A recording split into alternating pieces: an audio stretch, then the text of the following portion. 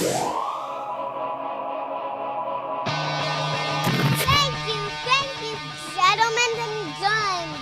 Coming. This week's guest, Bill Burr. Every Sunday night, Travel Channel Trip Flip, 8 p.m. Please rate, review this on iTunes as we are back on iTunes. I'm on tour, Des Moines, Philly, Buffalo. Please go to BillBurr.com. Is the Bertcast. All right. Whoa. Recording?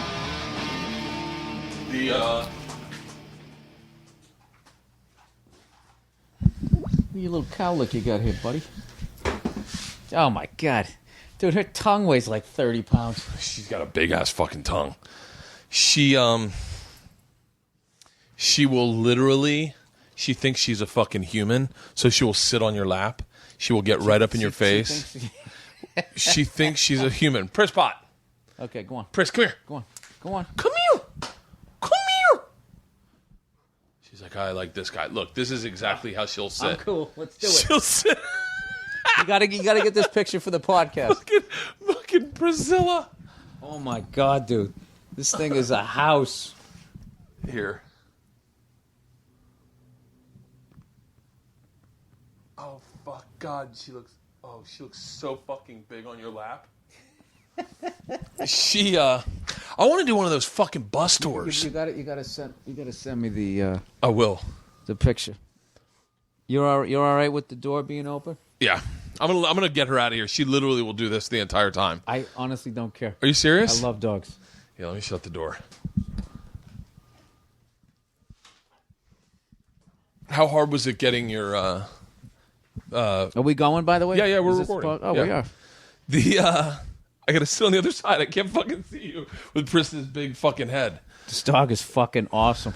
Yeah, she's a fucking beast. She really is. It's weird too because I just took the girls up to Rogan's house the other day, and I had to warn them because they're very like aggressive with Pris. Like they'll fucking like jump on her, get in her face, roll her on her back. Like it's one of the things they told us with a big dog like this that you got to establish dominance all the time. And I told them, I go, listen, when we go to Joe's house, Joe's dogs are different than ours dogs. What kind of dogs does Joe have? Joe's got a fucking pit bull mastiff mix. All right, buddy, you got to jump down at this Pris, point. come here. I'm literally Come having here. problems breathing here. Here, but like, and his dogs are like, he had them as a single dude, so they're like fucking real dogs. So I tell Georgia and Isla, we're in the car, we're pulling up, and I go, listen now, remember the rule. If you see Joe's dogs, it's not like Priscilla. You can't just get up in their face and kind of fuck with them. Yeah, that's not good. My youngest daughter literally goes, oh, classic, and gets out of the car and runs up to his house. I'm like, no, not classic. Like, you got to be fucking careful around them. Yeah, Jesus classic. Christ. Yeah, you don't want to be doing any, any dog will do some damage to you, especially a big one like that. Yeah. This is one of the most obvious statements ever made. I'll tell you, but when it comes to those pit bulls, I don't know if you guys have read up on it. Come here, Pris. How long did you do that? I want to do a fucking bus tour so bad. Dude, it was the shit. It cost a ton of fucking money. I don't know if I made anything, but you should do it one time. Just for the hell of it. Go out with a couple of your buddies. Go to some games. We this is how it started off. We went to what did we go into the NCAA final game? Oh, really? Michigan versus Louisville. That's how we started it off. And then we went Athens, Georgia, Hoover, Alabama, Charleston, South Carolina. Went back to Atlanta for 2 shows at the Tabernacle. Then we did 2 at the Tampa Improv, 1 at Florida State University, your alma mater, and then we ended at the Jackie Gleason Fillmore in Miami. So wait, how do you decide what cities you do theaters in and what cities you do clubs in? What did your dog do? What's the matter? You want attention? She's trying to fucking get you to fuck her. Let me see. I want to see if we can get this sound. What? Nothing. I feel like all. Oh, there it is. What? What is it, Pris? You look like you want to say something and you just can't fucking get it out. Pris. Monday I was in Tampa and it was just like, all right, we'll do 2 at the Improv and then, just kind of mix it up. No mix press? and match. I mean, I didn't put it together. Oh no, yeah, press. You do like the radio tours, like living on the West Coast, it's like, all right, you're going to be talking to the Tampa morning show at 4 a.m. your time, and I work it out with, I'm whatever. confused. I'm at the point now where it's like I would love to do one-nighters instead of like doing a whole weekend places, just because you can make good money. You're not gone for the whole fucking weekend. That's the fucking exhausting. Yeah, what? But then what ends up happening? If I can just get through this, then what ends up happening? Briss, I am fucking kicking you out. No, I love it. Come on. No, she's gonna drive me nuts. Come here. Oh, she is. No. Come on. All right, we'll see you, buddy. Come on. Priscilla. Now we're gonna see how much this dog likes me. It's not into the ball. It's hanging with me. This dog loves me. Come on, Briss. Come on. Ah, there it goes. That's so fucking mean. Oh, look at her face. I thought we were gonna play. What happened? She is fucking. I told you, man. She's fucking on thin ice in this house right now. My wife got these new shoes. Wore them last night. They look so fucking good. And Pris chewed up the heel. Oh, Jesus. Yeah, she chewed. Dude, it a up. dog eating a woman's shoes is like eating a man's TV. Yeah. You know what I mean? Like, that's the level that they like it. I got to sit in this chair over here. I don't know why, but I just feel like I want to be sitting like this talking to you. So I don't have to fucking crick my neck here. What was I going to say? Am I the only guy who doesn't own kettlebells? Fuck? Everybody I know does them, and they look good, and then they fuck up their shoulder or their elbow. I fucked up my back bad. Yeah. I was riding roller coasters at the time, too. And I was doing kettlebells, and I fucking threw my back out, and then I got on a roller coaster the next day. I had to ride one like 13 times for a show.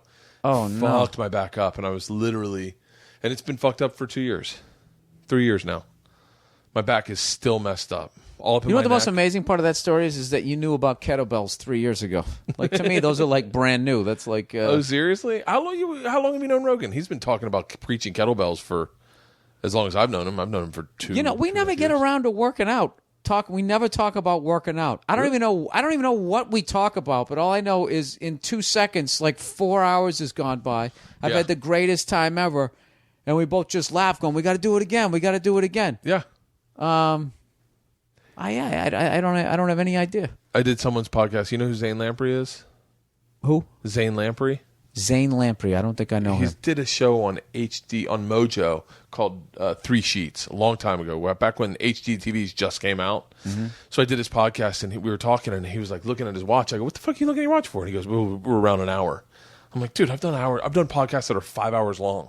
I did a podcast with Rogan that was 5 hours long. Like, we did a 3-hour podcast, then stopped, started a brand new 3-hour podcast, and did 2 hours into that one." That's insane. It was just getting so fucking wasted. We were blitzed. Oh, well, you guys, you were getting fucked up while talking into a microphone. Yeah. Well, you know something? Like, who the hell was I talking to the other day? Like, it's so great to meet a guy, like, over the age of 35 that'll still party. Yeah. You know what I mean? And I always say, you know what the worst thing, like, I was doing Jay Moore's podcast, and I was just like, I was saying, like, God, I would have loved to have drank with you. It's almost like seeing, like, a great athlete and they're, like, retired. Like, can you imagine if we were on the same team? Yeah. You know? I have never... Running the floor. I would have liked to have drank. Like, I always thought that, like, Norton would have been an interesting person to drink with. Like, we used to play a game. I know. You don't think so? No. I said I know. Yeah, like Norton. Bobby Kelly, I don't know. Bobby Kelly, I think all of a sudden he'd be like, "What the fuck, dude?" When he fucking slam a glass in the side of your head. I'm always shocked that Dane never drank. Like, that always shocked me. You know what? He never drank, so I can't even picture a drink in his hand. That reminds me of Patrice, the late great Patrice, rest his soul. I remember one time I saw him drink a Guinness. We went into a bar, and he's just like, I want to try one of those Guinnesses. Yeah. So they gave him a Guinness, and I swear to God, he just took the thing. It was like Norm on Cheers, except he was swallowing. He didn't just open, just pour it in. He fucking just went. He just was like 3/4 swallows. Kind of went like that. Then he looked at me and just shook his head like, "Nah." And that was it. And that guy never drank. I actually get more nervous with the people who never drank, and then all of a sudden they're drinking. Like, in this business, like, you'll see somebody who never, just like... Tommy Johnigan. Do you know who that is? I know who he is. I don't Tommy know. Johnigan never drank his entire life. Right. Like, literally, prodigy. One of the funniest fucking kids I've ever worked with in my life. Like, worked with him, and I partied, and he was like, no, it's not for me. And then I run into him in Cincinnati at this brouhaha thing, and he's like, let's get fucking wasted. And I'm like, oh shit, the wheels have come off. Yeah. And it was one of those nights where it's like, he's doing all the shit you did when you were 17. Yeah, he has to learn all those lessons. Yeah. Yeah. You're watching that curve happen of like, oh, you're not allowed to take your shirt off and stand on the bar. I learned that in college. Yep, and then also you start, even though you're hammered, you start recognizing people's looks on their faces to be like, oh, this is when I should shut up. See, I used to keep talking, and then I had way more shit to apologize for the next day. But Patrice and I were in Scotland for back when. Dude, I still can't believe he's gone. I'll never be able to fucking accept that. I got really emotional the day he died. The day he actually died. The day he passed. Right. Because I knew what was going on, but I kind of secretly thought somehow it would just change it. He was going to be all right. Yeah, and we were going to buy dog food for Priscilla. We were at fucking Rusty's up there, the pet place, and Frosty called me and told me, and I was like, fucking, and I just really kind of started to realize how next level his writing was. I think you and I were in that same, like, you were older than me, but you were in that same class of realization of like, oh shit, the way he was writing was really fucking ahead of its time. I knew that. I knew that from I knew that in the early 90s. I started with him, so I knew that guy. Like, look, I started with Dane, Bobby Kelly, Patrice O'Neill. That was kind of the guys I started with, and I knew Dane never got his due.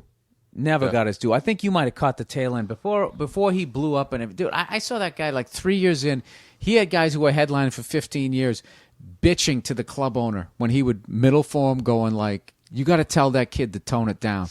I saw that, and he was like 19, 20, and had the fucking like balls to be like, "Fuck that headliner. You tell him he needs to turn it up. Yeah, you're headlining."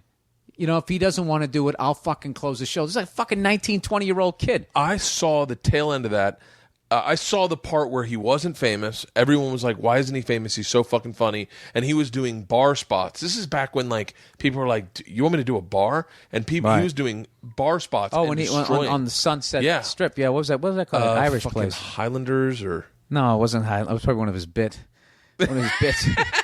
You see that bit about his dad banging his mom and there can only be one Highlander? I always loved that joke.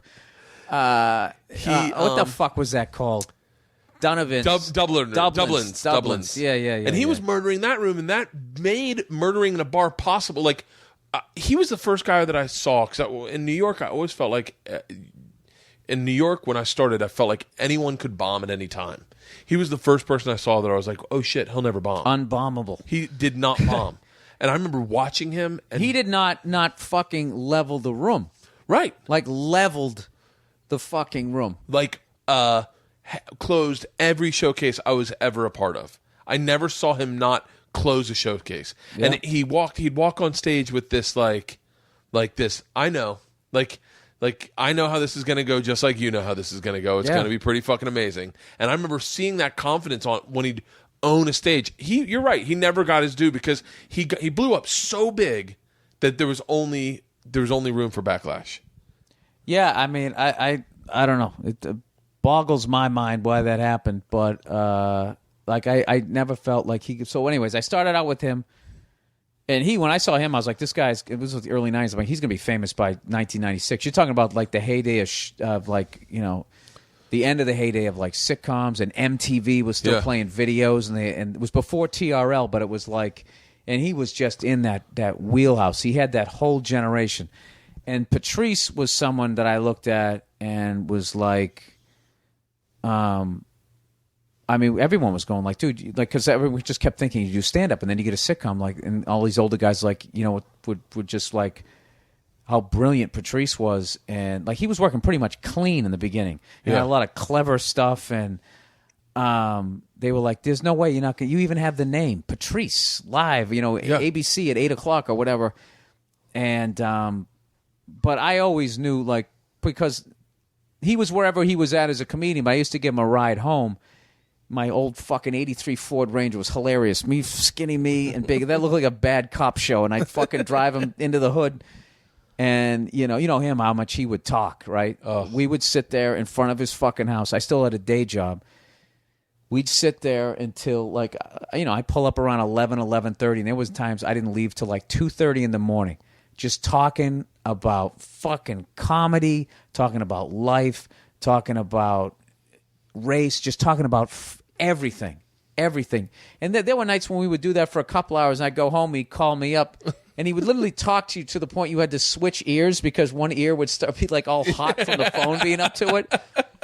And yeah, but he was somebody like, that guy was literally I feel like the gap that there is between like the funniest, like a professional comedian and the funniest guy at the office, the gap that is between that, I thought Patrice had that same gap between him and the funniest guys who are doing stand-up, obviously myself included. And it's one of those things where you can watch his specials and you can listen to his recordings and stuff, and you're only just literally scratching, just like he was. You're scratching he was a fucking experience. You just had to be. He was amazing. Hang on. Were you there that night when he took on that transvestite outside the cellar? I've told this story so many fucking times. He was holding court in front of the cellar like he always did. Sometimes till 4 a.m. Were you there that night the lady poured the water on us? No. We were out there so long and laughing just trashing each other. Dude, I came up with some of the funniest fucking guys ever, and we never wrote anything. We never shot anything. We just sat around trashing each other. It was before being a comic was a business paradigm, where you're like, Yeah. well, I'm gonna tweet it. I'm gonna.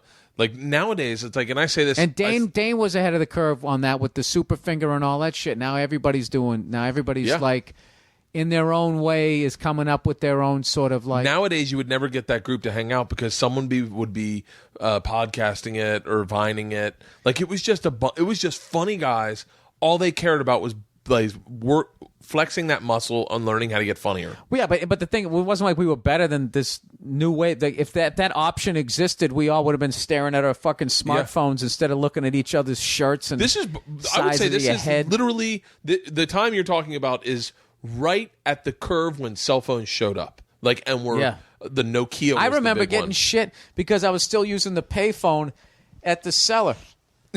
Keith Robinson, look at Billy. He doesn't got a goddamn phone yet.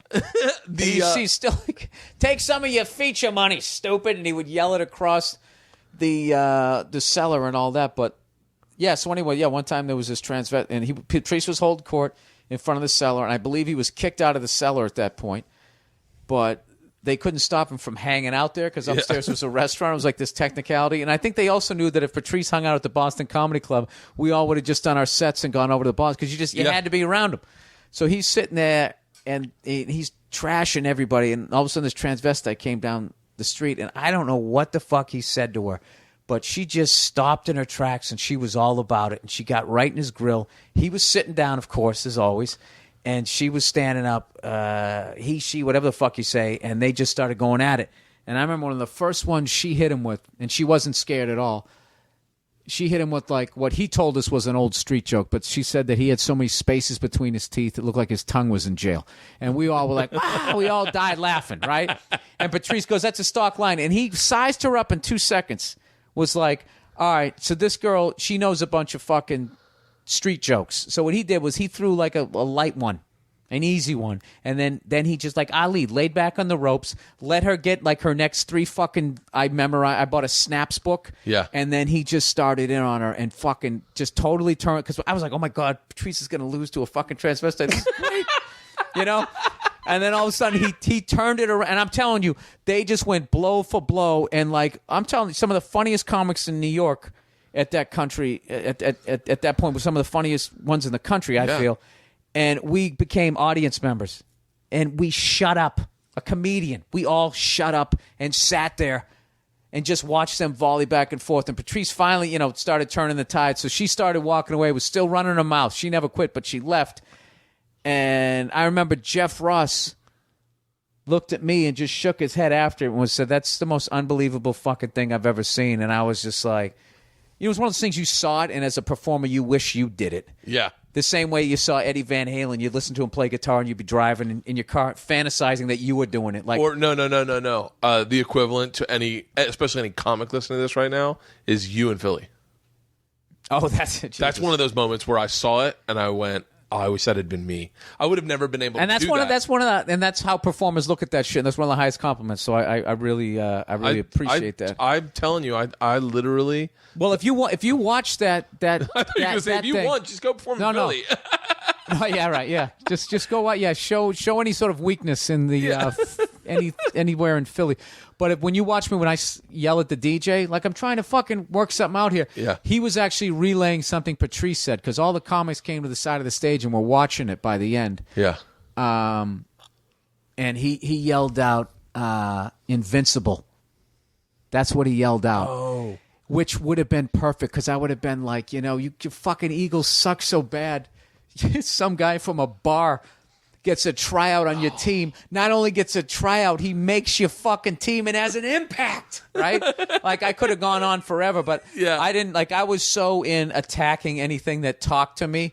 Yeah. And I always felt bad because the DJ, and because he kind of pointed over at Patrice, which was funny because me and Patrice weren't really talking at that time because we had that big fucking battle on O&A because of that fucking idiot radio show. Yeah. And that Philly thing was the first time we were backstage.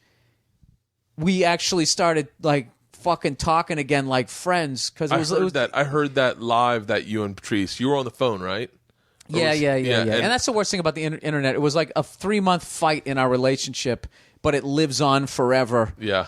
And people still ask me about that. And it was just, we were doing this guy's show, and the guy was just, the second I walked into the studio, he was just giving me shit. And I was thinking like I remember I came walking in the studio and and they'd already given me a water. And so like one of the guys working on the show goes, "Bill, anything else you need or anything?" I was like, "No, I got a water. I'm good. All I need is some headphones." And he turns around and goes, "We'll get you some cans. We'll get you some cans." Who was this guy? Don't say it because maybe I might be friends with him. I don't want to. All you got to do is listen to the thing. You'll hear who the fuck it is. I don't name names, right? So then I was just like, whoa. And he just kind of kept coming at me like that. So I thought it was like, okay, this guy thinks maybe I'm coming in from New York, so I think I'm better than him. Yeah. So I thought like this was some little hazing thing, like, okay, this guy's going to break my balls for a couple of breaks, and once I show that I have a sense of humor about myself, he's going to warm up. He never did. And in the middle of it, Patrice called in, and he accidentally cursed, and I'm giving him shit for cursing or whatever, but I'm doing it more in like that cellar hanging out in front of the sound, you big stupid head, this isn't satellite radio, blah, blah, blah. But then, man, I know. Yeah, I know. Yeah, I already said it. As soon as you said it, I went. Yeah, he fucking hung up on him, and I didn't realize he hung up on him. But even then, I was just looking like, who gives a fuck? I didn't think it was that big a deal. And the episode ended like 2-3 hours later. The episode ends, and at the end of the episode, is right when my HBO special came out, and the guy was like on the air trashing, like making fun of my special. Like, so what do you got going on? And I was like, well, I got a half hour coming out on HBO. And I just came out on HBO, and he goes, "Really? I haven't heard anything about it." Something like that. And I was like, "Well, it's doing real well." And he goes, "Whatever." And it was one of those things. The second the show ends, he goes, "Hey, did you have a good time?" And it's just like, "Yeah, man, I had a great time. All right, see you next time." Fucking whatever. What was that? Yeah. And it was after. It was after the episode. That's when me and Patrice first got into a fight, because I got off, and all it was a message going, "Yeah, that guy's a dick, man. Give me a call." So I called him up, and I didn't realize that he was really upset by it. So I came at him in seller mode. Yeah. And I was like, what? Just kind of do this and blah, blah, blah. And then I go, you hung up on you, jackass, or something. And he was like, a lot of people don't know, he was really a sensitive guy. So that's what started off. So then he goes on Opie and Anthony, and then that started the whole, "You don't tell me, I taught you to do this." And then my ego goes, "What you fucking taught me to trash people?" Yeah. Fucking met you when I was 25. I live in a quarter of a cent. And then it just was, and it was literally like, two fucking pit bulls in a ring. So then we had this ugly fucking back and forth. So long story short, so then the Opie and Anthony tour starts, and I'm. What cities did you do on that? You did. I don't remember. I remember we did Worcester, which was hilarious because we should have done Boston, but Opie and Anthony years earlier had done a hoax on the radio and said that the mayor of Boston had died. And they did it so well, evidently, that some people really close to him thought he was dead. And they caused a lot of emotional anguish on people. So to this day, Mayor Menino, he's finally leaving. So he was still in office, and they got fired. I mean, by the time we came back, it was years later. They were in New York, and they still, I guess you had the level of size show that they were doing. Yeah, they needed a license. You needed some sort of something from the city of Boston. So it was funny. So like the tour was like all these major cities and then like Worcester, Massachusetts. But it was cool to play there, the Worcester Centrum, because one of the first comedy shows I went to, I saw Dice Clay there with an unknown Eddie Griffin opening, who got booed by the crowd, and I was booing because I didn't know. Yeah. And I was thinking like what you think when you're not a comedian, like, oh, Dice is gonna love this. Yeah. And Eddie, what is that mentality? Dice will love if we boo his opener.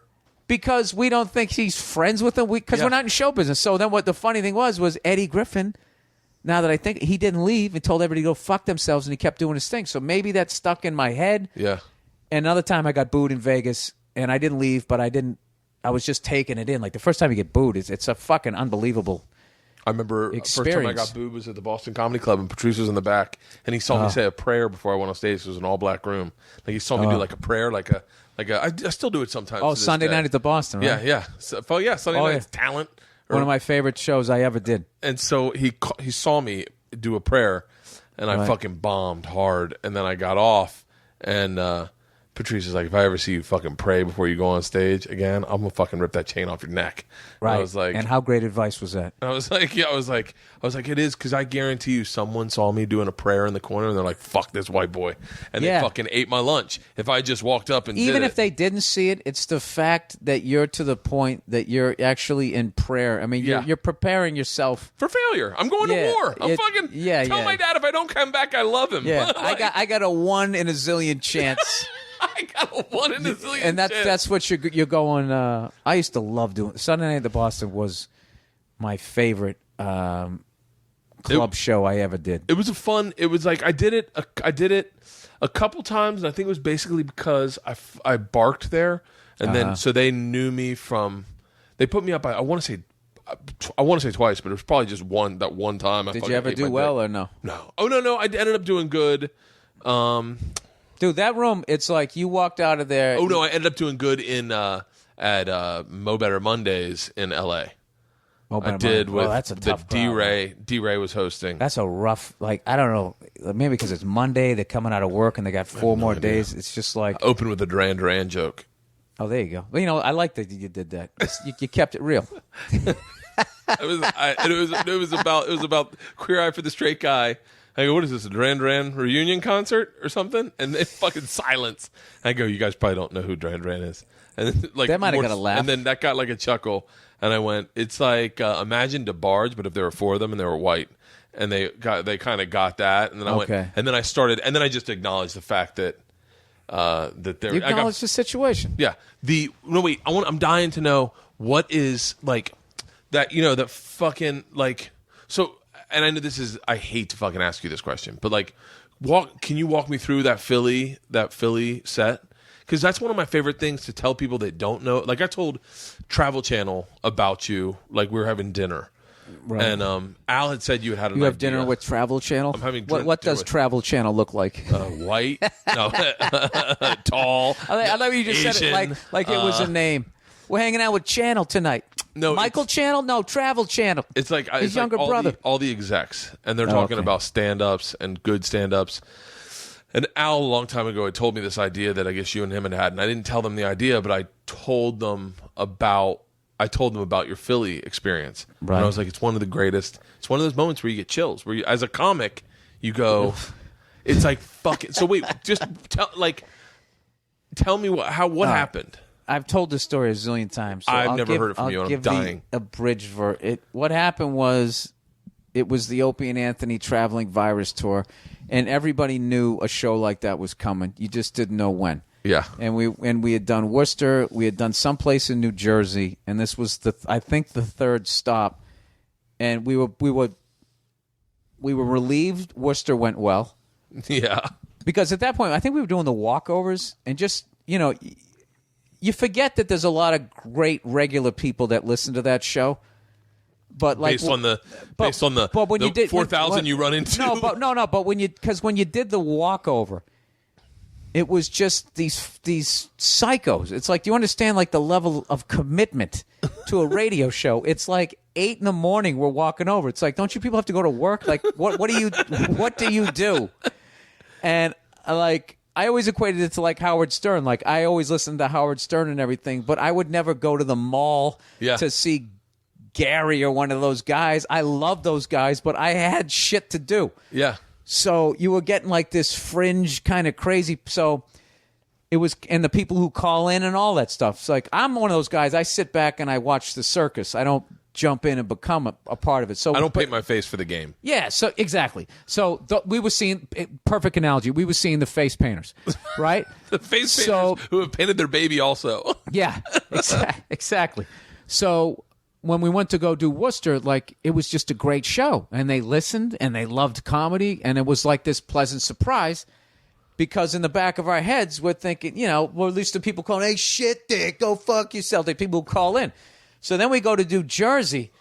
Dude, Jersey was like one of the greatest fucking gigs we ever had. It was amazing. They were just like, it was a perfect summer day. Yeah. Everybody was listening. Everybody killed. Everybody had a great show. I was like, holy shit.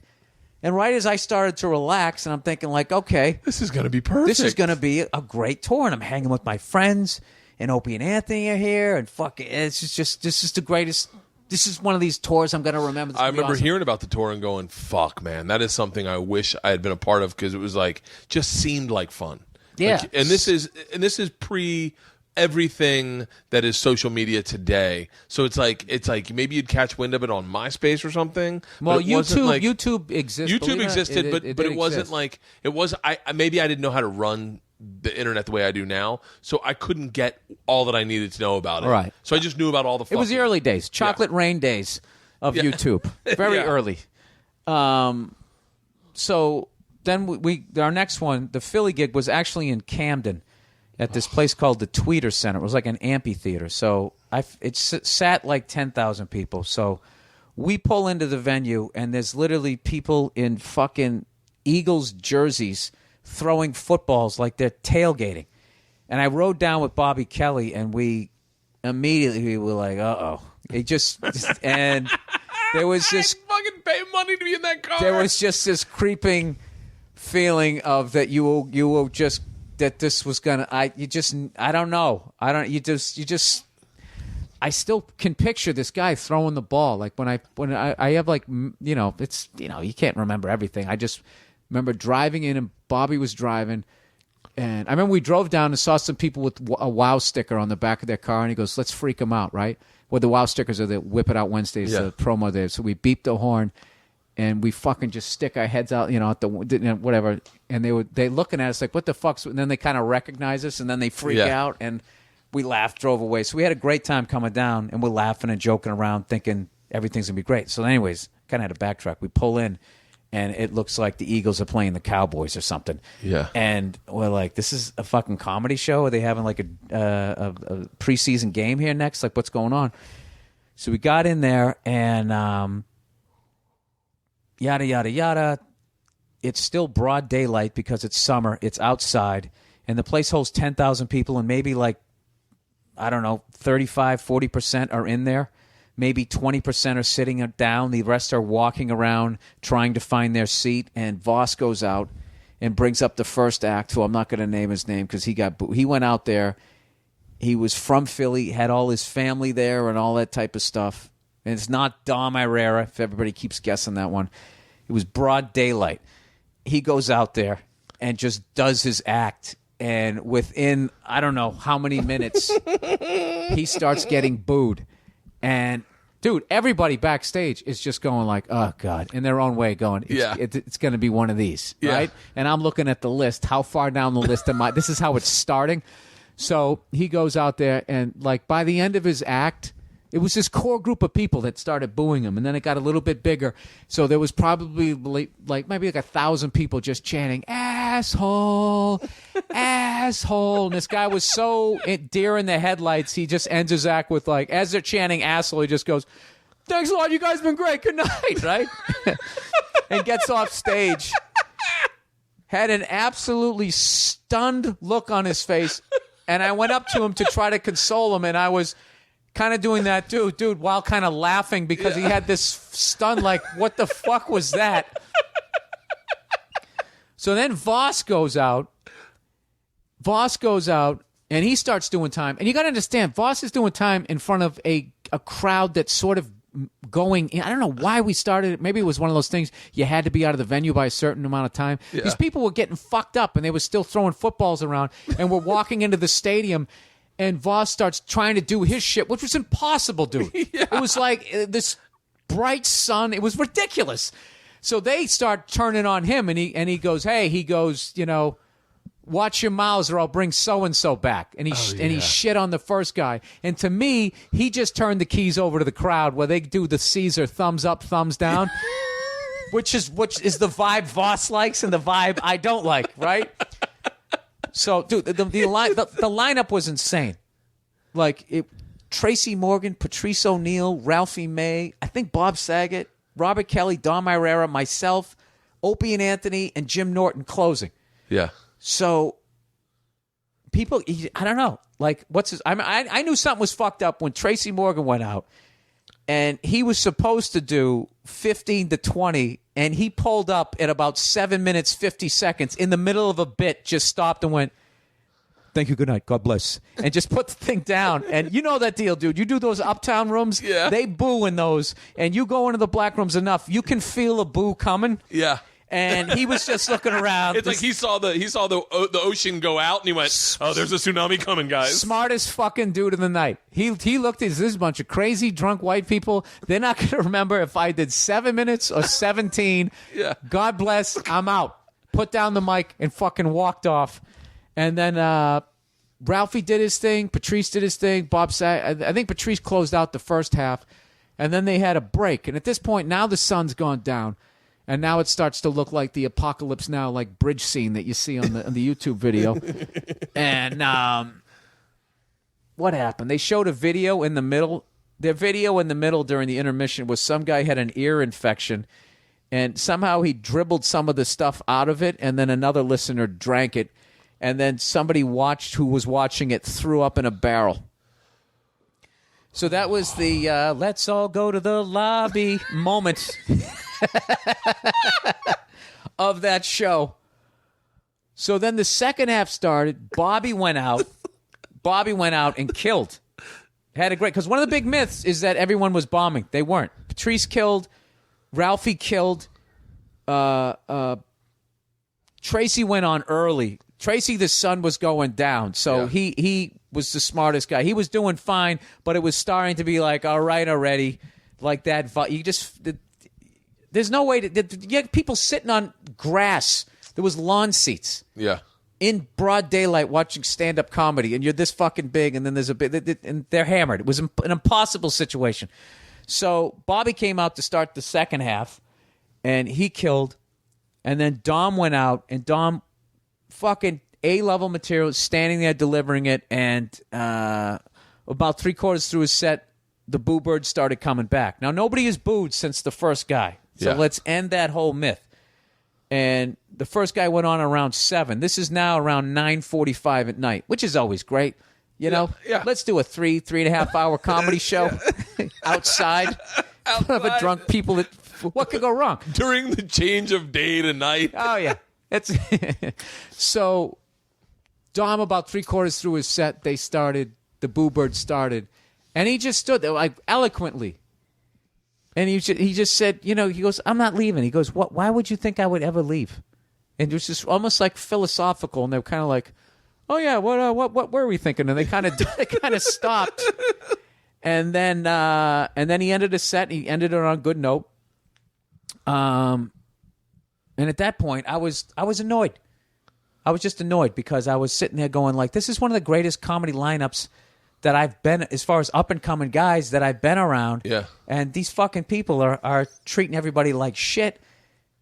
And, you know, and I'm a defensive fucking angry dude anyway. So it was just kind of the perfect storm. So I walked out there not even nervous. I was like, these guys don't even deserve a show. Fuck this. What the fuck am I even doing on this tour?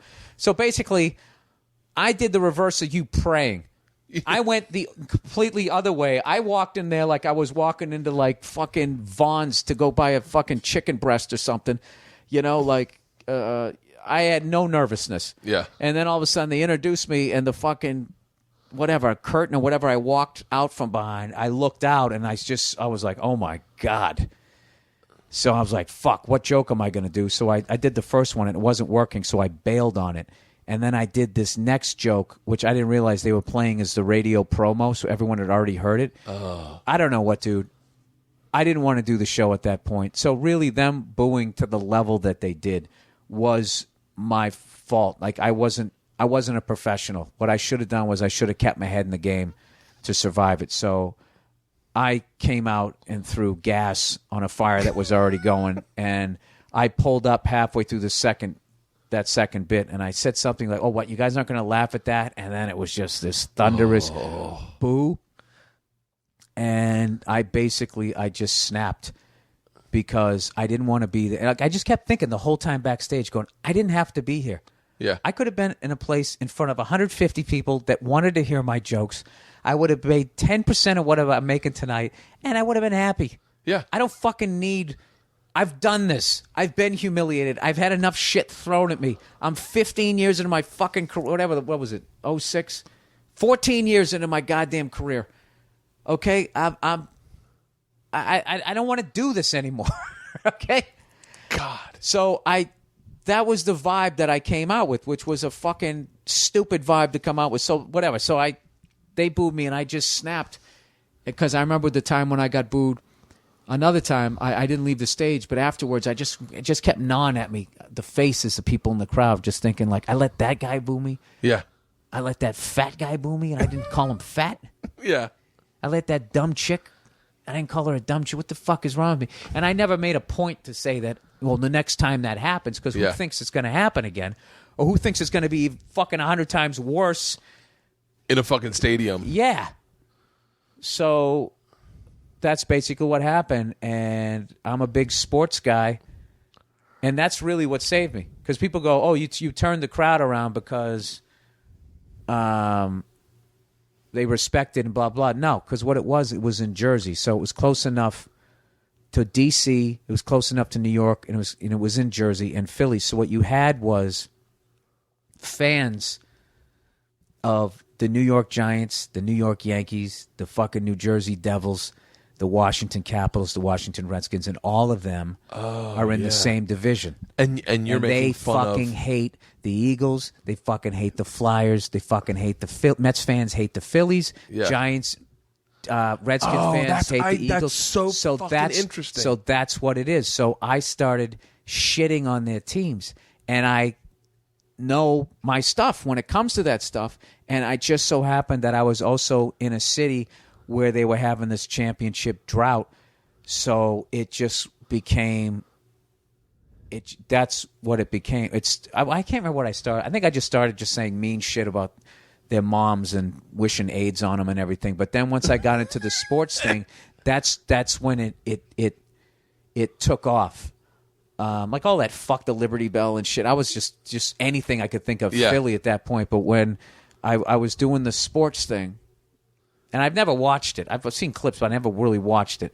But like, it was the sports thing that dragged. I mean, there might have been, and if there was people from like fucking Western Pennsylvania, Pittsburgh Flyers is one of the biggest rivalries ever. When I made fun of their slacks that they wore, well, called them a bunch of faggots back when you didn't get in trouble for saying stuff like that. And there was nothing homophobic about it. It was just like, that's why I love that Louis C.K. joke when he talked about the word faggot. Like, I never associated that with homophobia. I just to me that just meant you were a douchebag and I couldn't count on you. So and it still kills me to this day that I forgot to bring up the 76ers. Really? I forgot to bring up the 76ers. And I already and I instantly knew I was going to say something along the lines that the Philadelphia 76ers, all you have is Allen Iverson. And the rest of the team is just like this crowd, a bunch of nobodies going fucking nowhere, or just something along those lines. I mean, it was all the same thing. The fucking hammering, the thing that, the thing that was like the hammering home, like one of the best stand up, like 5-10 minute sets I've ever seen. Have you ever seen Bernie Mac when he came out? And I'm not. I ain't scared of you, motherfuckers. Yeah. Hit that, and then boom, boom, boom, boom, boom. Yeah. I ain't scared of you, motherfucker. You don't scare me. Yeah. Patrice told me about that. What? Patrice told me like to watch that. Well, no, he just told me about it for years because we came up in the '90s before, the internet was just a bunch of computer nerds. I don't know, playing ping pong. I don't know what the fuck it was at that point. Yeah, and sports lines. But you couldn't. There was no YouTube was still 10 years away. So he told me about that and was basically saying the same kind of thing, that a bunch of guys were getting booed off stage. And Hamburger Jones was the one before him, I think. Is that his last name? Hamburger Jones? Hamburger. Right? Hamburger. Yeah. So he told me that he came out and was like, you don't scare me, New York. I'm not afraid of you, and all that type of stuff. And so that's the thing. Like, that's why I get undue credit for the Philly thing. It's just like the Philly thing happened right when YouTube happened, so there was somebody there to document it. Where like Bernie Mac, rest his soul, had already done it. No. It's the thing that I pulled out from both of them was you had the I ain't scared of you motherfuckers in that fucking 7 minutes.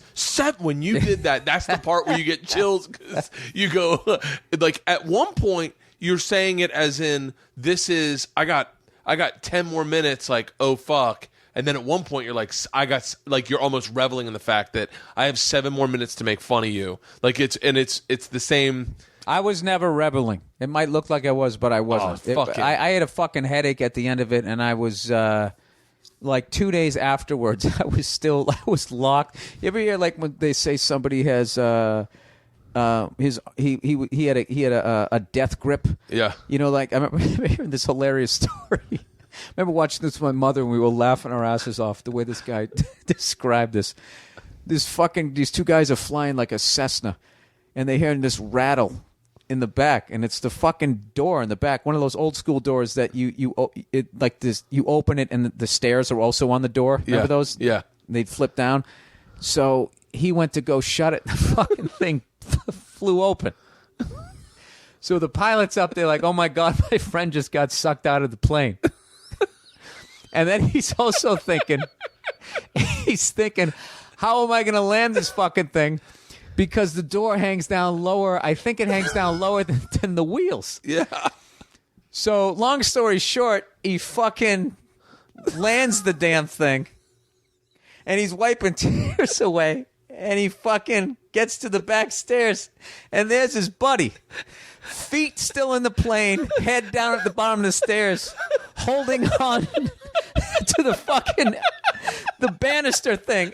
And he's talking to him and the guy's not saying shit. So he had to step over him. And the fucking paramedics got there. And they had to talk to him for 20 minutes. They go, because he had a death grip. It's just like your body overrides whatever that is that makes your muscles tired. The last grip it had is don't let go, motherfucker. And like he was there for like 45 minutes. My mother, we were crying. They didn't tell it as colorful as I did. This is how funny my family is. All they just said was, yeah, it took us a half hour to get him to let go of the stairs because he had what's known as a death grip. And we just fucking, you just saw the whole thing just roaring. You saw the pilot standing there like, Jerry, it's okay now, Jerry. And him just fucking still mentally at 30,000 feet or whatever. I guess you couldn't be that high. You wouldn't be able to breathe. But so anyways, I had like mental version. Like I was walking around New York and I was looking at people and just thinking insults. And I'm not joking. It took me like, it was mentally traumatic. It was not funny. No, dude, I had a headache. I had a headache afterward. I had an anxiety where I was just like, because some of the other parts of the tour it ended up on YouTube, and I was sitting there going like, "Oh my God, are people gonna be like laughing at me and going, you got booed?" Because all I'm thinking was I got booed. Yeah. And it's gonna be embarrassing, and then but by then like MySpace had like that was the beginning where all of a sudden like people could just be in your living room. Where like before then, like if something like that happened, the only people who saw it were the people who were there, and maybe they called in the local radio station, and some of your buddies who from high school if they lived in the city, dude, I heard you got booed. But that whole fucking thing then was just like it was filmed, everybody saw it, and then people could find you on MySpace and send you mean shit. Yeah, and that's all I was thinking. And then we did one more show after that one was in Cleveland, and my brain was going, don't go to this one. Don't go to it because they're just going to boo you, because at this point everybody had talked about it and they loved it, but it was already starting to take on a life of its own where it was way beyond what really happened. I mean, it was a simple formula. I just attacked what they loved. It was simple. I started with their mothers, their girlfriends, their bodies, Yeah. and then their sports team. And then when I was running out of shit, I said dumb stuff. Fuck the Liberty Bell. What does that mean? That's just like ridiculous. Yeah. I remember Molly from the Punchline said her favorite line was, and I've never seen it, but it actually made me laugh. And I don't remember saying it was saying the base of the mic stand that I wanted to frisbee it into the crowd. And I said, I hope I hit a baby. You're right. That was before you could say something like now. You say something like that, or you like Tosh makes a statement, and it goes. Someone writes a blog about it, and you're like, motherfucker. And that was the dumbest. And that's another thing too. Those controversies, air quote controversies in comedy clubs. It's like if you tell a joke in a comedy club and 300 people laugh and one person doesn't, but they blogged about it. Yeah. There's no controversy. It's lazy reporting. The amount of times that they've done that, and they'll show the clip in the club, and you hear the whole crowd laugh. Yeah. And they try to turn it into like that Kramer thing that happened. And like there's that new thing where there's people like, they keep talking about these rape jokes. Like, when was the last time you heard a rape joke? Like, they make it seem like you go into a comedy club and somebody's up there, what's the deal with rape? Why isn't it legal? Like, I wanted to fuck her. Yeah, but she wouldn't let me. It's like, where are you hearing all these fucking jokes? And like, it's such a dangerous.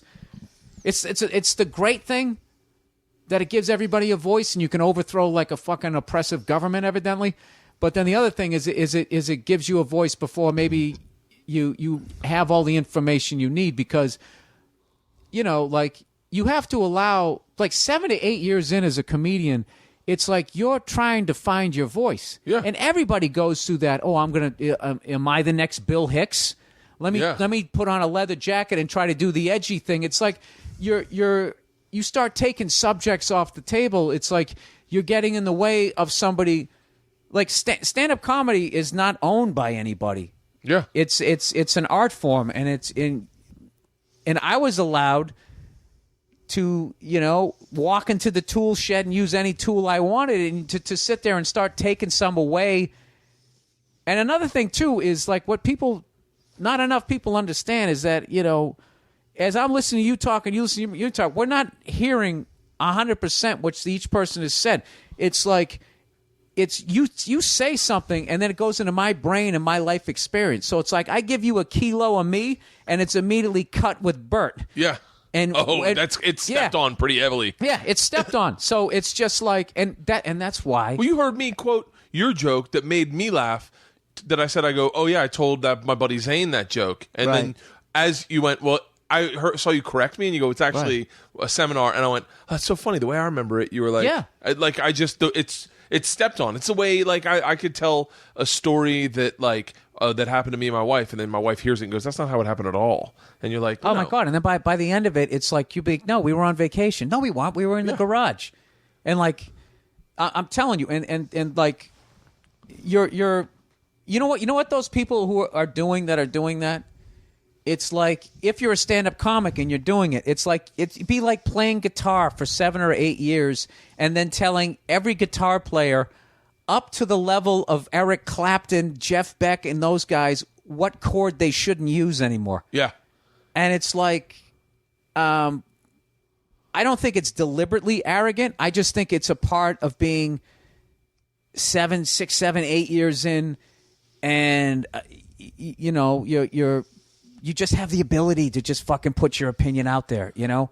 Yeah. And I'm not mad at anybody saying that type of thing, but like, you know, the journalism is so fucking lazy now that's the kind of thing that picks up steam, and that's like a snowball effect, and you know, like, look, when you go on stage and you do a joke about a fat person, who gets offended?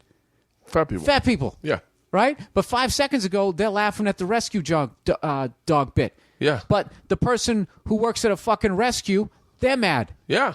So it's because and it's just like, how come the fat guy laughed at the PETA shit, and how come the PETA person laughed at how come the PETA person never gets fucking offended at the fat shit, and the fat guy never, you know what I'm saying? It's just like, because it's my words getting cut with your life experience, and if it's something that's really traumatic or close to your heart, all of a sudden you don't hear a joke anymore.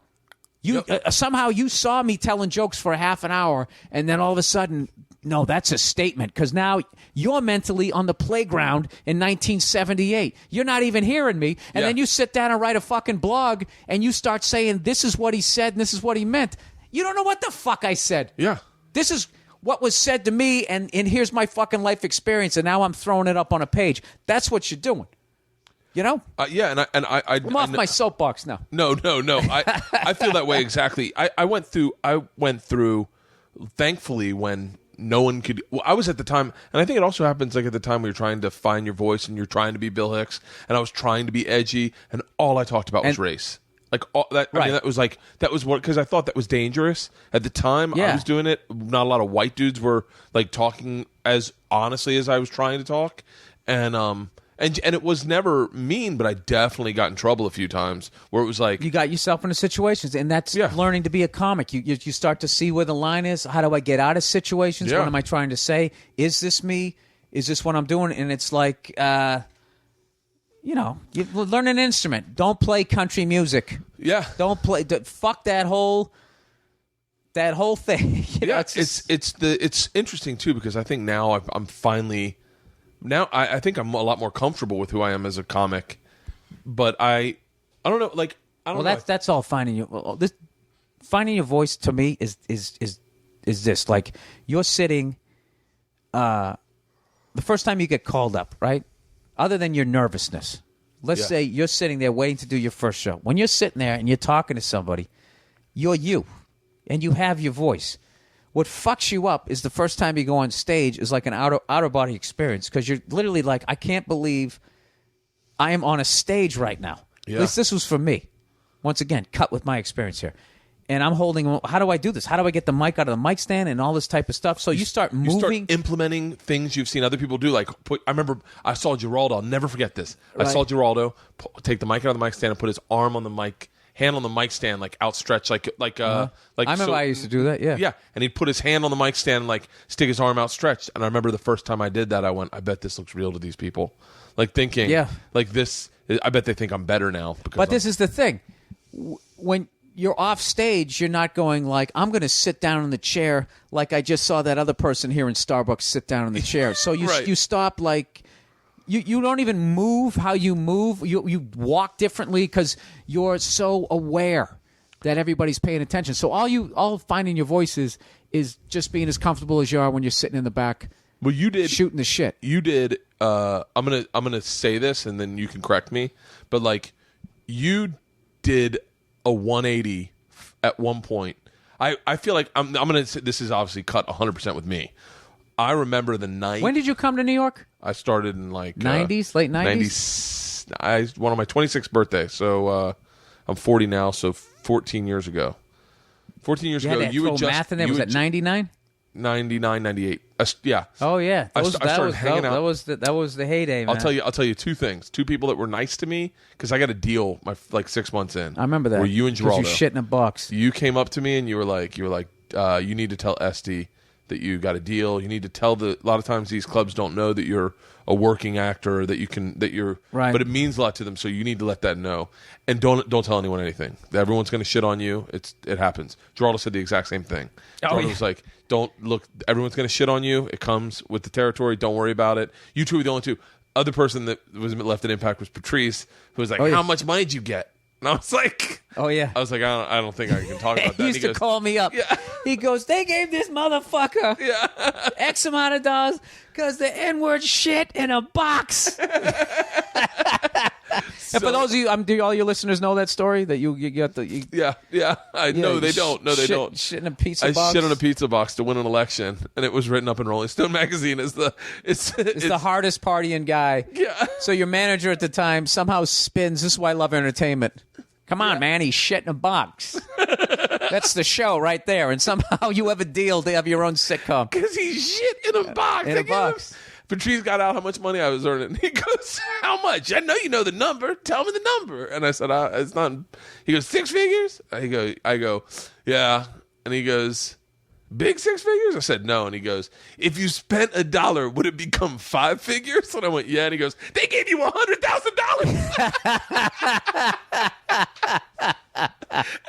And I fucking never forget Bertcast like, why would you tell Patrice of all people? Dude, that fucking guy, man, I swear to God, if he wasn't Patrice and was just Patrice, he would have got 10 million in deals. There was nothing funny when the industry would come up to him, the shit he would say to them. I remember him arguing with Todd Berry about who would do Letterman first, and his argument was, you may be able to get on there with stand-up, but I'm going to panel before you. And Todd, I think he did. He did, and I remember Todd Berry thinking that was the funniest statement, that Patrice thought he would panel before him. And Patrice broke it down. Why would you ever panel? Why would you ever? No one wants to see you be you. They want to see you on stage. They want to see me be Patrice. They want to see me be me. I'll never forget him dissecting. And what Todd thought was a ridiculous statement all of a sudden made 100% sense. And he was like, I watched his face fall, and I was like, holy shit, Patrice is totally going to panel before Todd. Patrice's logic is accurate. Balls on fucking accurate. No. And that was, how many people's faces did you see him make fall? Oh, me. He did it to me a number of times. I used to go down the cellar, and I used to fucking get 6 insults ready just to kind of, it was like I was spray of machine gun fire so I could get to the fucking table without him trashing me. But it was just... So wait, let's go back to this. So like, I remember this night. I'll never forget this. David Tochterman was in town. I had just moved to L.A. I've been in L.A. 7 months. Right. I had, maybe this is a little longer than this. No, it wasn't David Tochterman. It was Andy Cohen. Andy Cohen was in town. I'd been in L.A. 7 months. I had started doing stand-up at Boston. Had been now like 2 years since I was 28 or 27, 28 years old. Right. And I came down to the Boston on a Friday night to do a set. And before that, your stand-up was real clean.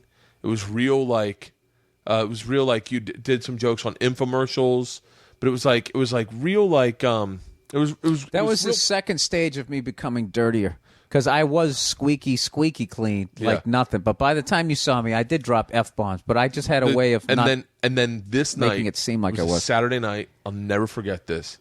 Barry had just stopped working with you, I think, and you went up and you fucking did the metamorphosis of what is now what people know as your stand-up. I remember you were talking about women's rights.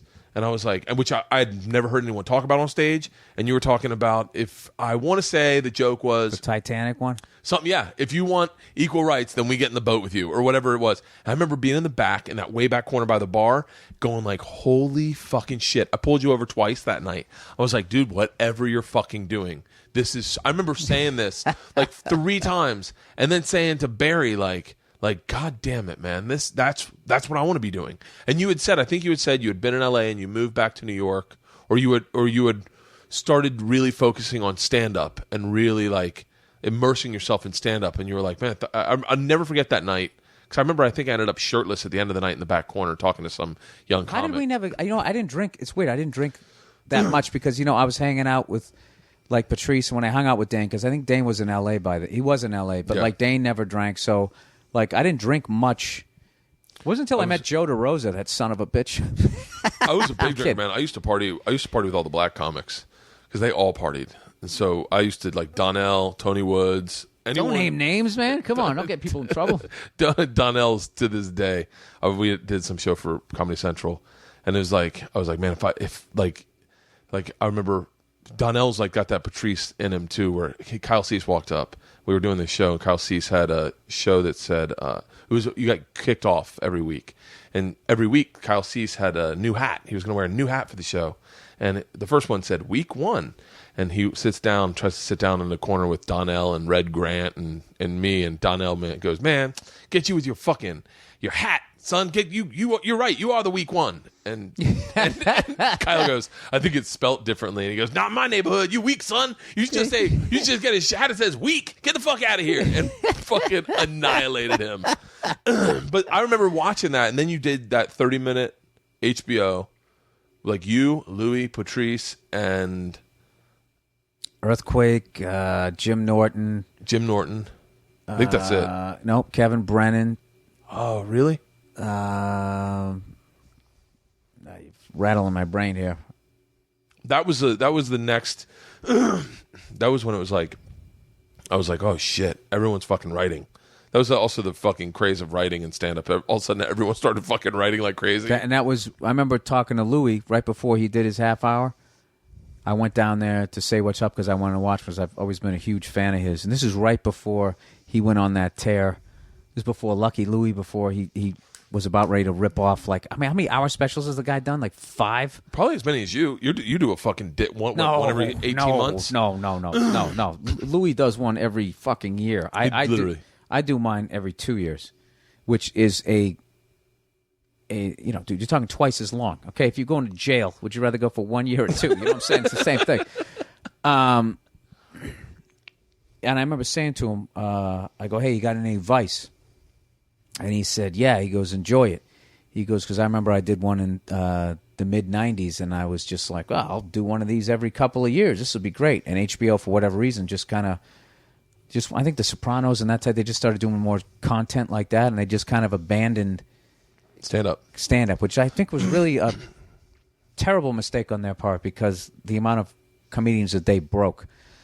And to me, I don't know, it was like that was one. Stand-up comedy HBO special was one. I'm so glad I got to do one. So, yeah, you're right. Stand-up comedy and HBO was like, that was where you went to find stand-up comedy specials. Yeah, it would be like if I don't know, if you were a fucking rock star, whatever place you wanted to perform or whatever. Whatever venue. They were iconic. So anyways, he said that, and I remember like going, oh, wow, okay. I kind of took that to heart, and then watching him, then all of a sudden, I mean, I don't even think it was a year later, he put out like his first hour, and I was like, wow, man. Wow. Yeah. Because Louis up to that point was, he wrote, but he didn't write anywhere near that level, and he was doing all this like all the behind-the-scenes stuff. And I used to always think, like, why is that guy... That guy's a star, man. Why is he, writing on the Chris Rock Show or Letterman? Why is he filming these things, man? This guy is this guy is the guy. Yeah. And then now, you look at him now, and it's like he's doing everything on his own show. All those skills that he learned, I was like, oh, fuck. Yes. He can write, he can film, he can edit. I would love to be able to have that fucking grab bag of talent that he's got. I've said so many inappropriate, borderline offensive things to Louis, meant as a compliment, so many fucking times. Right. Like I remember one time he had just gotten done with something. He had been doing pilots, and one pilot didn't get picked up, and I ran into him at the Improv, and I was like, what you working on now? He goes, nothing. And I go, why? And he goes, because I'm not. And I said, but are you serious? I was like, dude, you should be doing something like almost like I was his mom. Yeah. Like, why don't you should do a movie? Yeah, you should do a movie. But I Right. saw him that way. Like, to me, he was that guy that could make something happen, create something out of nothing. Right. And I was like, I remember being kind of dumbstruck. And then he was like, I'm just doing a set here like you are tonight. And I was like, oh. I worked with him one weekend, right when I had Georgia, probably 8 years ago, right before you guys did that, probably right before you guys did the half hour. And he was changing in the metamorphosis of not being the goofy tent. I don't know why I say tent pole, but like I feel like I think because his half-hour special for Comedy Central had a tent behind it, a circus tent, but like not like the No, they didn't do stuff like that. They had the same background, didn't they? No, it's Comedy Central one. Comedy Central. Oh, Yeah, his half-hour Comedy Central special had like a circus tent behind it because it was like goofy and like Right. you know, like, but and then he was morphing into like talking about his kids. I remember watching, and he had a rough week at the West Palm Improv. He was filling in for Pablo because Pablo broke his leg. So wait, what when are you doing your next special? Not until next year. Oh, This nice. is the Do you really fucking scrap the material? Like when you go and like so when you go to write this year? people make such a big deal out of that. It is. There's not a big deal. It's not a big deal. It's just like I think it's for a guy who has a storyteller style. It's not a big deal. Those joke writer guys, it's like when you know, which I can't write jokes. I don't know how to write jokes. Really? I tell stories that are funny. It's way different. But like those guys, like a Mitch Hedberg, a Stephen Wright, those kinds of guys, like that's tough. Like the amount of material that they have to remember is it's just like astounding. Like you know, and I view both of those guys like how good they are, you know, and how good Mitch was. Like that's an unattainable. Like I don't have that talent. That's just like I know we're all doing stand up, but that's a whole different. You know, I'm like getting past a torch where those guys are lighting their own. Like I feel like they came up with like their own.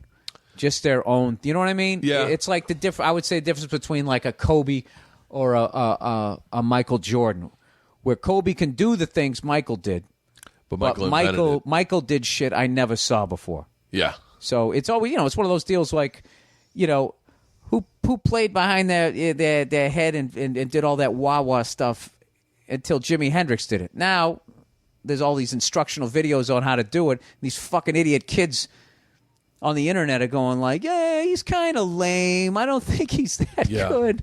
And it's like, this guy was doing this almost 50 fucking years ago, and he came up with it. And now you guys have all these. That's the one thing that I am very envious of kids today. Like I played a little bit of guitar, but I played drums, and just the access to knowledge that you have. Like, dude, back in the day, they'd show you a fucking paradiddle and a couple other things. All right, see you next week. Yeah. And like these kids now, they can learn more drum shit in 3 hours on YouTube than I could in like 3 years of lessons. And that's and I would even go more so because half the time you can literally watch the guy you're a fan of, and they'll have like multi cameras. They'll show his foot, like his foot technique and all that. I used to try to figure out how does John Bonham do those triplets so quickly, and like if he was still alive today, like he would make a video like, okay, mate, here's how I did it, right? Just kind of slid up the pedal, however the hell he did it. I played the guitar but this was back when, I mean, I'm sure people still teach themselves, but you taught yourself how to play the guitar, but you taught yourself to play the guitar based on listening, or you'd start with the chord book, you'd learn the chords, and then you'd figure out you'd listen to one song, you'd figure that out, but you had to learn how to listen to a song and play that song. Right. Like you couldn't go online and just find the chords. So what I would suggest to people, because everybody always goes, do you have the tabs?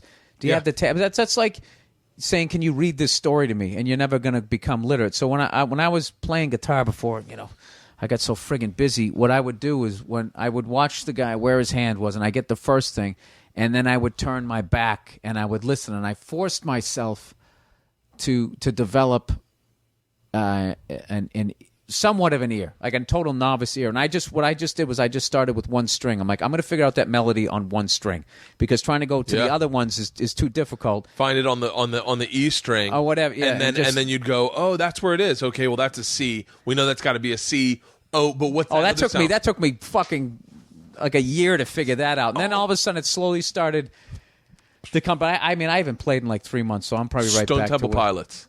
Stone Temple Pilots was the song where I was like, oh fuck. How long you been playing for? I was been playing for a really long time. But I'm We not should like get to at some point and never film it, never upload it, because that's just a hobby. Yeah. I get pounded for what I do for a living. I don't need to be. I got when Stone Temple Pilots came out. It's I have my guitar right here. This is the chord progression that. Look at this, dude. How long's this podcast going? All of a sudden, we're talking. I'm always been into fish tanks.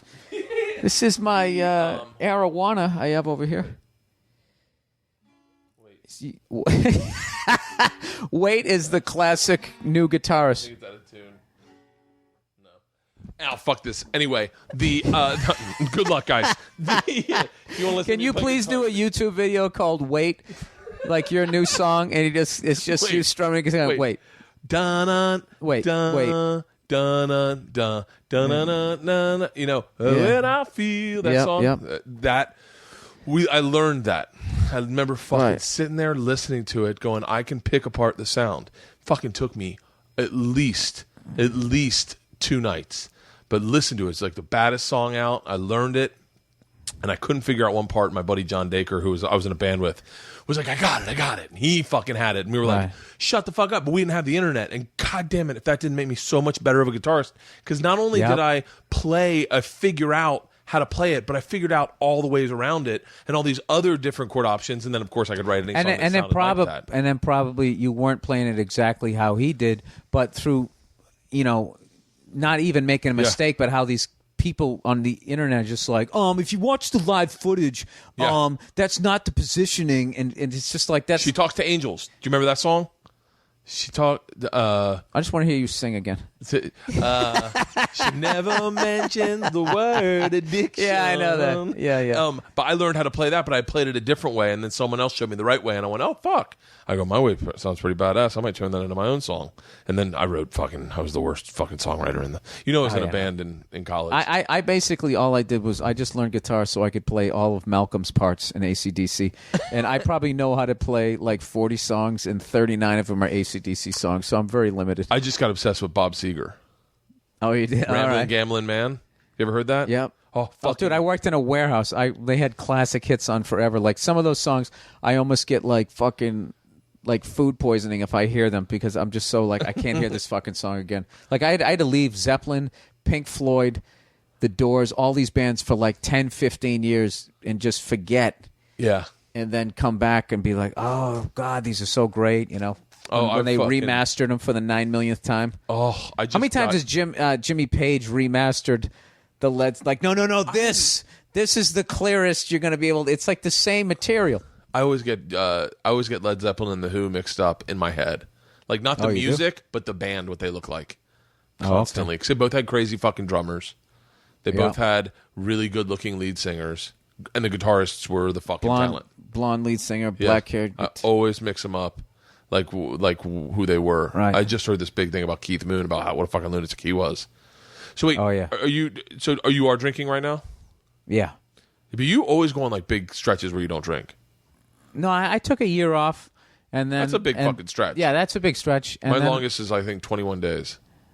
And then I don't have a problem with it. I enjoy it, and then like I put on a little bit of weight, and then I just step away from it. Like I don't have like that. I need it, man. I don't have like that addictive personality. It's called a locked singlet. What is it? It's a locked singlet. Okay, I can't debate whether it is or it isn't. It's called a locked singlet. It's in your brain. We're dealing with it with my daughter.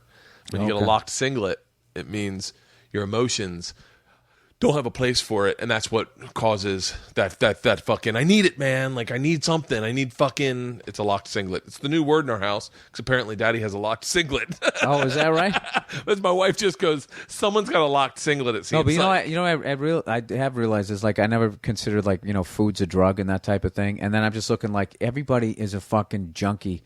Yeah. Like, just that salt, sugar, salt, sugar, salt, sugar. There's so many people who are so few people who are free and clear of that. 100%. Where, You don't even like you can't stop yourself. If you fucking eat like I don't know, a donut or a cupcake, you're like a grizzly bear. You're gonna find some chips. Yeah. And you're gonna take a big paw and you're gonna shove it in your mouth, and that has no nutritional value. Neither did the cupcake. You're balancing yourself out. It's like you did a bunch of blow and now you need some fucking alcohol to level yourself off. It's the same thing, except it kills you a lot slower, and you can function at work. You're allowed to do it openly. Yeah, At work. I do. You can have your cupcakes right on your desk, and nobody has a problem. You don't have to go to the bathroom to eat them. It really does give you a charge. Like that cleanse I was telling you, I did it, and I didn't realize how often I just went to the fridge. Because when you're doing this cleanse, you can have a lunch, you can have a snack. I didn't realize how often my body just walks to the fridge. I go, what the fuck am I doing? I can't eat anything in there. Right. Wake up from a nap, and I want Girl Scout cookies. Like I just go, I want the fucking Samoas. And I just, all of a sudden I eat like fucking 10. Isn't that when do they start selling those again? Well, we stock up for a year. But How do you do it? Get your kids in Girl Scouts. Oh, really? I bought. What do you freeze them or something? Fucking garage full of them. How do you keep them? They're like Twinkies. They last forever. I have Samoas right up top there. I fucking wolfed 2 Samoas I'm not before going you to came take over. nutritional advice from you. I like Twinkies. They last forever. You could have a lab coat on right now. I'm not listening to that shit. I've known you too fucking long. Listen, dude, I have a playoff game to watch here. We got to go out drinking, man. We do. Let me do the cleanse first. No, dude, I already saw the cigars over there. You're smoking some fucking. Those are some. Some sick ones there. Anything dude. you want to plug?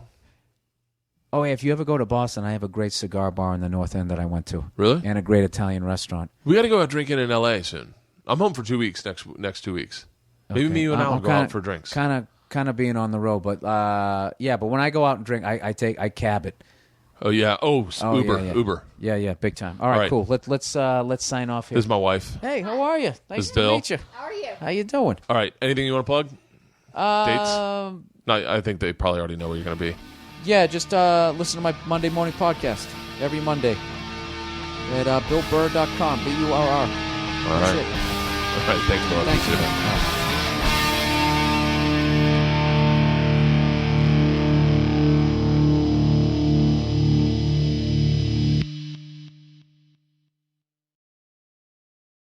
This episode was brought to you by The Machine.